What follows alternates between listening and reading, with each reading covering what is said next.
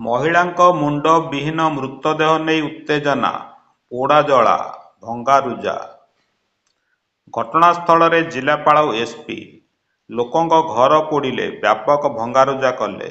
ସ୍ଥିତି ନିୟନ୍ତ୍ରଣ ଆଣିବା ପାଇଁ ପୋଲିସର ଉଦ୍ୟମ। ମାଲକାନଗିରି ଜିଲ୍ଲା ପୋଟରୁ ନଦୀରେ ଡୁଡାମେଟେଲା ନିକଟରୁ ଜଣେ ମହିଳାଙ୍କ ମୁଣ୍ଡ ବିହୀନ ମୃତଦେହ ଉଦ୍ଧାର ହେବା ପରେ ଏହାକୁ ନେଇ ଦୁଇ ଗାଁ ମଧ୍ୟରେ ଉତ୍ତେଜନା ଲାଗି ରହିଛି।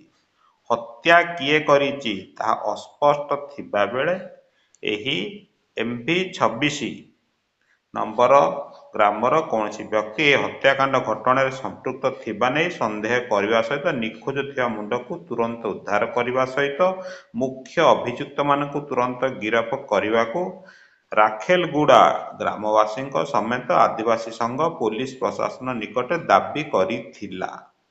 ଦୀର୍ଘ 3 ଦିନ ହେବ କୌଣସି ସୁଫଳ ନ ମିଳିବାରୁ ଏହାକୁ ନେଇ MV-26 ଓ ରାଖେଲଗୁଡ଼ା ଗ୍ରାମ ଓ ଆଦିବାସୀ ସଂଘ ମଧ୍ୟରେ ଉତ୍ତେଜନାମୂଳକ ପରିସ୍ଥିତି ସୃଷ୍ଟି ହୋଇଛି। ମିଳିଥିବା ସୂଚନା ଅନୁଯାୟୀ ପରିସ୍ଥିତିକୁ ନିୟନ୍ତ୍ରଣ କରିବା ଲାଗି ଘଟଣାସ୍ଥଳରେ ପୋଲିସ ମୁତୟନ କରାଯାଇଛି। ଗତ 4 ଦିନ ପୂର୍ବେ ରାଖେଲଗୁଡ଼ା ଗ୍ରାମର ଲୋକେ ପଡ଼ିଆମୀ ନାମକ ଜଣେ ମହିଳାଙ୍କ ମୃତଦେହ ଡୁଡୁମେଟେଲା ଗ୍ରାମ ନିକଟସ୍ଥ ନଦୀରୁ ମୁଣ୍ଡବିହୀନ ଅବସ୍ଥାରେ ମିଳିବା।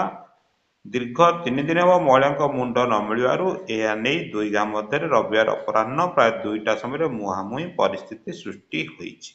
ରାଖେଲଗୁଡ଼ା ଗ୍ରାମବାସୀ ସମେତ ସ୍ଥାନୀୟ ଅଞ୍ଚଳରେ ଶତାଧିକ ଆଦିବାସୀ ସମ୍ପ୍ରଦାୟର ଲୋକେ ଉତ୍ତେଜିତ ହୋଇ ସମସ୍ତ MV-26 ଗ୍ରାମରେ ପହଞ୍ଚି ଗ୍ରାମରେ ବସବାସ କରୁଥିବା ବହୁ ଲୋକଙ୍କ ଘର ଆସବାବପତ୍ର ଭାଙ୍ଗିବା ସହିତ କେତୋଟି ଘରେ ନିଆଁ ଲଗାଇଥିବା ନେଇ MV-26 ଗ୍ରାମର ଗ୍ରାମବାସୀ ଅଭିଯୋଗ କରିଛନ୍ତି।